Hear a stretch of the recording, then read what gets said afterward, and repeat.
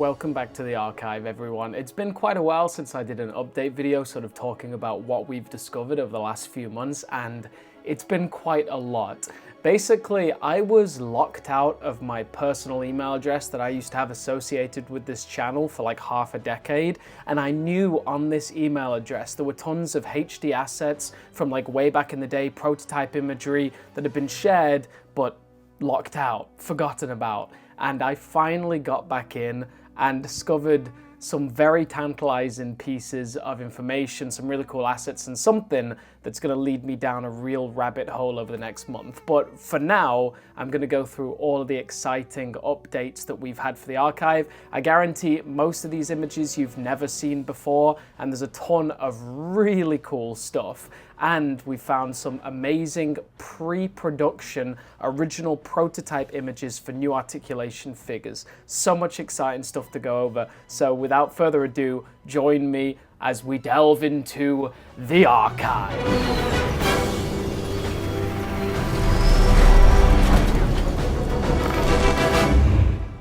Okay, so this is a beautiful smorgasbord of amazing stuff that I've found over the last couple of months, and big shout out to our archiving team. We've got an amazing group, and soon we're going to start live streaming the archiving process. We've got all of the assets ready to go, more or less, but jumbled into dozens of different dumps, asset dumps. So I'm gonna slowly go through everything and we're going to build it together. So I'm going to make a schedule for the live stream soon. But let's dive right in, shall we? I've divided it into 2012, 13, and 14, and we got these really cool prototypes at the bottom. First of all, we'll start with this gorgeous asset. We've had this before. It was like ripped off one of the old websites as a wallpaper that you could download, I think off the original megabloks.com website, but we've never had it in this HD quality before.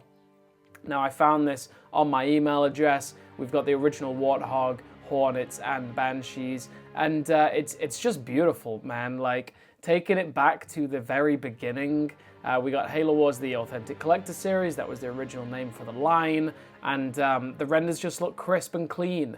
This kind of render style, you only see it in one actual product line, and that's the buildable figures. The backdrop for the buildable figures has like these CGI dioramas, and I'll be going into that eventually in its own series of videos. There's so much to do for this archive, it's all good though. And I found this really wholesome picture of the OG team. This is some of the original people that worked at Mega Bloks. I don't know many of these names, but shout out to the true OG. This guy's called Brad, and he was one of the community managers for what most would view as the golden age of Halo Mega Bloks. I don't know the exact years, but like I'd imagine it was between like 2009 to 2012. And I also saw some comments online wondering why I have headphones. Sometimes I have headphones when I just want to like listen to Halo music while I'm recording, because I want to like get in that mood, particularly like if there's some timed music I want to use. Yeah, but this is, I assume, Mega Bloks HQ. And remember, their office used to be absolutely massive. They used to have their warehouse and their factory in Montreal. Right, so we're going to go over to 2012. Now, you know this product line. This is the launch of Halo 4. It was absolutely beastly, but you've never seen these assets, these beautiful HD renders, because usually, you know, it's on the box art, there's tons of stuff jumbled everywhere, but you can see that like this is Planet Reach in the background. This is just as we're about to board the Saber and launch into space, taking the fight to space. This is what I would call the first ever canonical Noble 6, and they'd already had Green George in the UNSC Spade, so I think this was just like a representation of George that they could do. But yeah, this is definitely one of the most iconic missions of Halo Reach, and when you get in that Saber, you take it to space. Now, I don't know if it's actually on the Seraph packaging, I need to check, but look at the broadsword like actually in the background of the Seraph display. Now, I'm gonna eventually, like, these are all being put into the archive, but I'm gonna make them available as HD wallpapers that you can all download, because these are assets that were shared after all.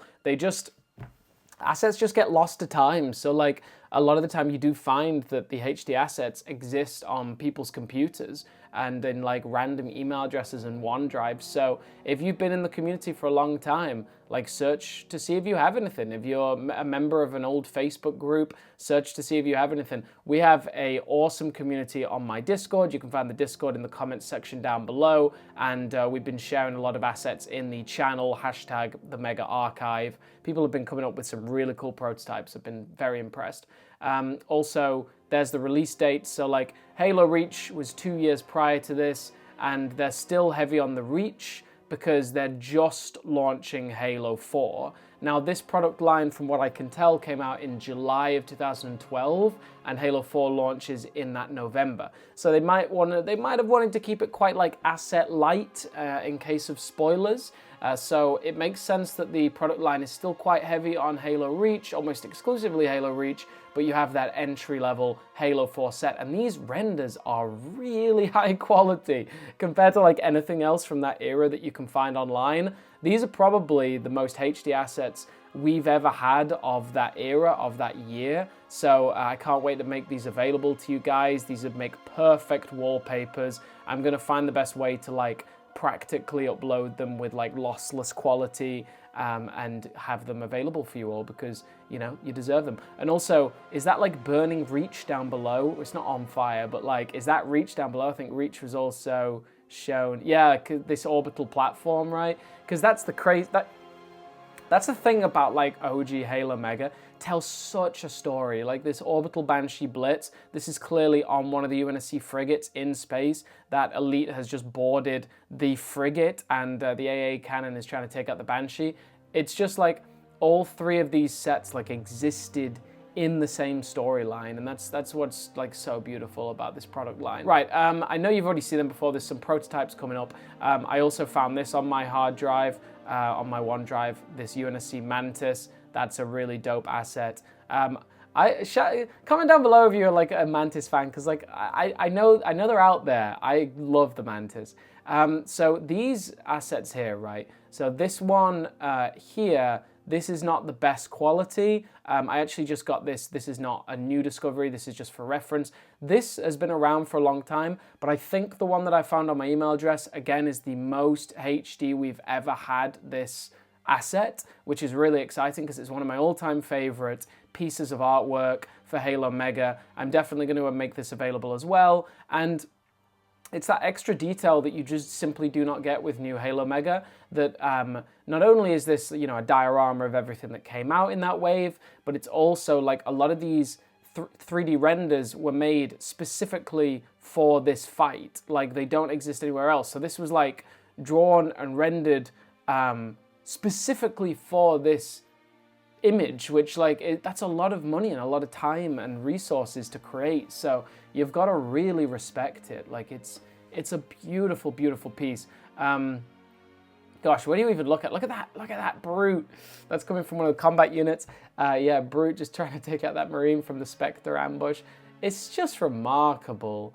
You don't know how good you have it until it's gone. This is also Requiem, obviously. This is the following year, so this was when they were full on with Halo 4. So 2013, Halo 4's been out for at least 6 months, if not longer. So we've gone from that Halo Reach, and this just shows the cool evolution, you know? And I want to make a dedicated video for the archive one day. I'm like building up the sort of assets for it, talking about the narrative like story that Halo has sort of like ebbed and flowed. Mega Bloks has ebbed and flowed through all the Halo games. Like every time a new Halo game comes out, they reimagine, reinvent their artistic style, and you've really got to respect that. They went for a lot like blacker packaging for all of these sets. The Warthog Resistance came out in that blacker packaging, but then the Warthog Resistance came out in the spring again in 2013, but with white packaging, and a lot of the sets got refreshed into that white packaging, and then that's what they went forward with the line for a while. So this is 2013, and we get the launch of Lights and Sounds as well. We've got the Lights and Sounds Gauss Hog, the Pelican, Hornet, everything. It's Cobra as well. It's just a magnificent line. And then you're into 2014. wow, it's just so epic, right? I love this this lineup. This was an official poster for Bloks Fest. I still have a couple left, which I'm gonna give out in some regard soon. But yeah, you have the NMPD line. This is like when Halo 4, because they always they go heavy for a year when a game releases. Then they'll continue with Halo 4, but they'll also start to expand out. You've got the RC Mantis, you've got the Broadsword, but then they go out to like a Reach set, they go out to a Floodgate kind of set, an MPD line. So it's like a big mishmash at that point. So let's talk about some prototypes, because this is where this is where we get into the meat and potatoes of it. These are all prototype images. Some of them vary greatly, some don't vary as much. I'm going to break as much down as I can, but these are all really exciting discoveries. I covered some of these in the January update, but they were such low quality, and now we've got really HD assets, which is super exciting. So the Flame Warthog, you can see with a lot of these, and you talk about like the development of these products, where at this stage, this might be for like some catalog to advertise the line, and at this stage, they've not got as many of the paint apps. This Warthog's a bit more barren and a bit more CG. The best example is this, right? This Fireteam Crimson, they're just sort of placeholder red assets before they get any of their like touch-ups, because the renders are completely different from the figures that would be used in like toy photography, right? So you can start with a first pass. This might be like second or third pass, but like a simple pass where they've added random colored muzzle flares and basic red figures. This is before like a lot of the texture gets added in. This one's a little bit more developed. This is clearly like in the same vein though. And a lot of these pictures were shown off at Bloks Fest. I assume Bloks Fest 2014 at this point, but it could have been earlier. The interesting thing about these helmets, okay, so this is Collectible Helmet Assortment 2. Collectible Helmet Assortment 1 were these three Spartans, right? These three helmets, almost identical, I mean pretty much identical to those images. It was silver, red, and green as collectible helmets, and then as new articulation came in, they added the fourth helmet and they re-released the whole thing. But the fascinating thing about this is, when they re-released it in Helmet Assortment 2, they did new articulation for all the figures. So you can get that green, red, and silver Spartan in both old and new articulation. The interesting thing is, or this image, because again, it's probably like an early render before they'd got the new articulation designs ready. The interesting thing is, these are old articulation. So this blue old articulation Spartan is a prototype or a CG render. I don't know if it ever made it into physical prototype, but it's a Spartan that never got released, right? It's just, it only got released as new articulation in this helmet. So this is an unreleased figure and has a white sniper, which is pretty cool. White sniper, I think, only ever came in the Arctic ODST drop pod, perhaps. Alpha series, this is basically like new articulation started a lot of new ideas. It brought in Alpha series, so like the blind bags had gone to Series 9, and then Alpha series came in, there was no Series 10, and then it went Alpha, Bravo, Charlie, Delta, Echo, Foxtrot, and then it went on to like Warrior and Challenger and everything like that. But the Alpha series, it mixed a lot of things up. You can see the introduction of new articulation. That was a crazy thing when it first happened. And look at that black plasma pistol, that's really cool. I loved how this is like the interior of Ragnarok, the Halo 4 Valhalla map. So I think it is anyway, it might be wrong. But it's really cool that they're in the actual, asset of the game. I was always a fan of that. I don't know where that Brute's shooting, he's got a bad aim. But it's really cool. And this Brute Stalker came in both a left and right active camo variant. So this is pretty good, but this is weird and wacky. Look at these drop pods. They didn't come out. The drop pod Metallic Assortment 1 were old articulation ODSTs, 4 of them. These are completely different, and I'll show you the change in a second. But these are all different. They just simply didn't exist. I'll show you a comparison in a second. We talked about this in the January update. The Didact was meant to light up at one point, which is pretty wacky. I don't know where that battery would have gone. I don't know. It's like a concept. Maybe it made it into an initial prototype, but it's so insane that the Didact was originally meant to light up. Cortana's stood there like, bro, are you serious? Like, I want to go home. He's like, I'll go fight the Didact. Yeah, Broadsword Midnight Strike, one of the most iconic sets, one of my favorites. Flood Invasion, pretty similar to final release. The colors are all off. This Marine, interestingly, has a flamethrower, which did not happen. He eventually came with a shotgun. And then the Elephant Troop Transport, the Troop Carrier, this is eventually going to be Roland. It was not a Cortana.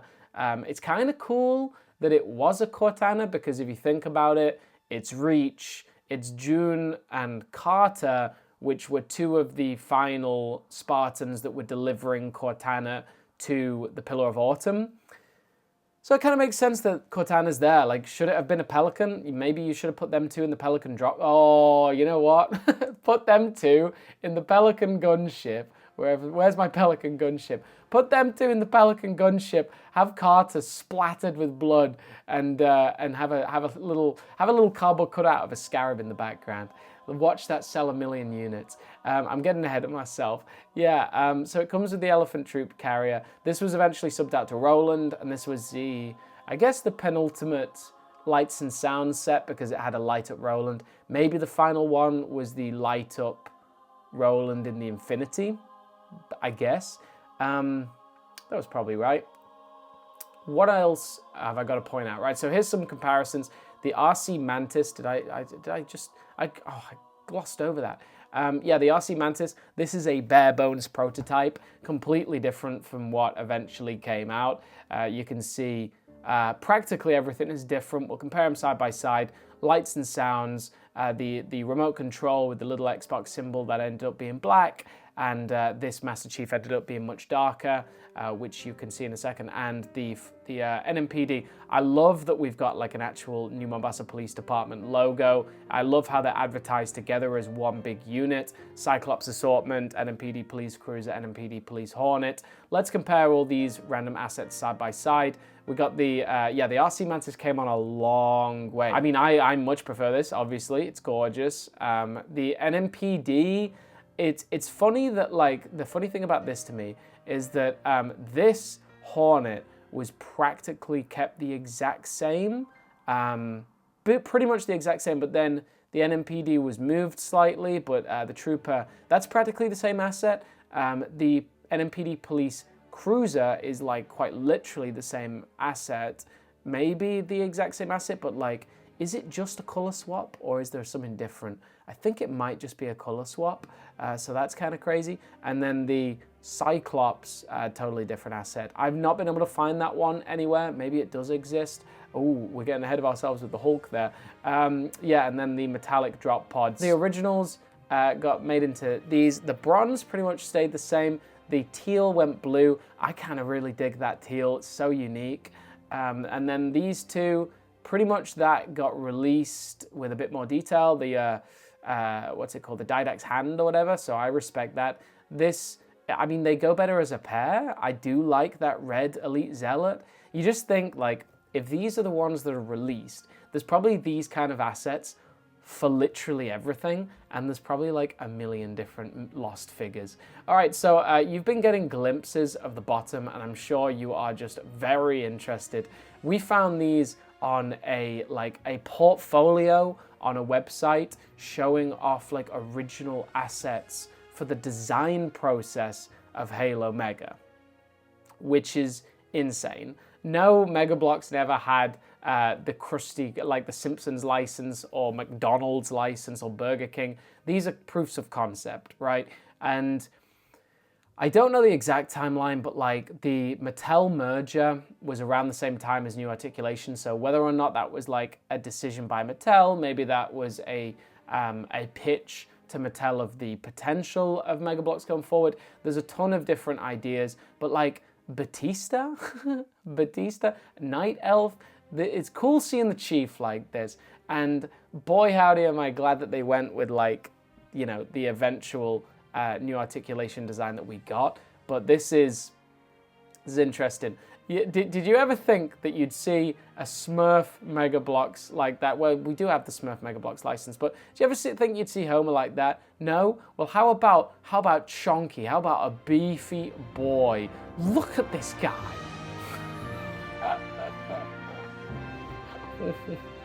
Look at this guy. You wake up in the night, see this guy staring at you from across the room. You're dead. That's crazy. This is so funny. But like, oh, I know that the big Mega Bloks fans out there would die for a Space Marine or Warhammer Mega Bloks line. Oh, I want it so bad. It's gorgeous. It's absolutely gorgeous.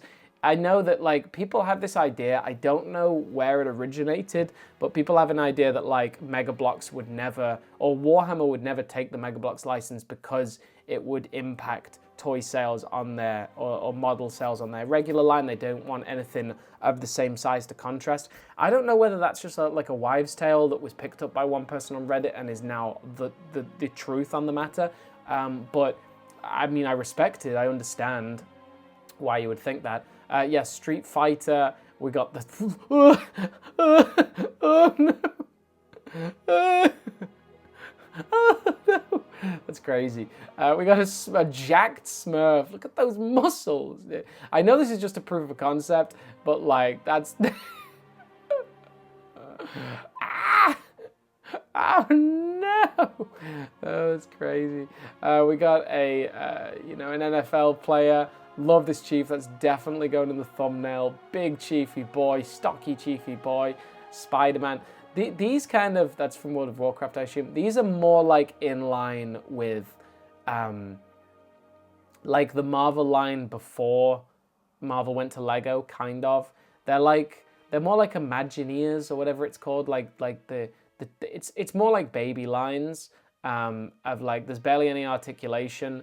The interesting thing is this is minifigure design exploration, and there's tons more assets. I'm going to go into it in a separate video eventually, but it's just like, I don't know, we got there, so it's like, was this just a Passover point? Was this just like an early, like they do say exploration, so are they just like going through all different types of figure design? Because, you know, you get to the new articulation, you think these look a little corny, but here we have something even cooler. Look at this figurine collector. So this is far down the line, right? This is actually pretty recently that this was uploaded. Redesigning the Halo Collector's segment figurine to reduce manufacturing costs while reigniting fan excitement for the Mega product line, maintain compatibility with existing Halo sets on the market, reduction of production operations related to decoration, improved posability, incorporate an armor customization system. The interesting thing about this is, you know, people were a little skeptical when new articulation came in. People didn't like, people don't usually like the status quo being disrupted, and I think people especially didn't like the lack of paint apps on new articulation. Old articulation, you've got a ton of really high quality paint apps and washes that run all the way through the figure, and yeah, they're probably quite expensive to make. And then you go from that to, yeah, I remember when I got these because these Gungnir's were like one of the first things I got of new articulation. They were pretty much the debut of new articulation, and I wasn't all that impressed because they were just lacking of any kind of paint apps whatsoever. There was like speckling and marbling that was in some of them, but no paint apps. So it's interesting that in this original concept, it does highlight that the reduction of production operations related to decoration is like actually something that they were striving for at the time. It makes sense. I mean, it's just funny to hear it from the actual producers. Improve posability and incorporate an armor customization system. I mean, that's like what I've always viewed it as, that like they needed to evolve the line, they needed to bring it into the future. So like, yeah, reuniting fan excitement, that is something, because I think it was starting to waver, because we were about like 5 years into the Mega Halo line, and the new articulation was starting to feel a bit stale. The old articulation was starting to feel a bit stale. But yeah, redesigning to reduce manufacturing costs is an interesting thing to put in the main statement. It's quite bold, but it makes sense. Removable armor parts, really fun. Really cool to see figures looking like that. It's interesting that these like brand new assets, like the Jaeger Adomni, the Elephant Sand Nest came out like a year and a half ago. So it's interesting to see that in this briefing. Maybe this was, I mean, this is Eric Perrault. It's on a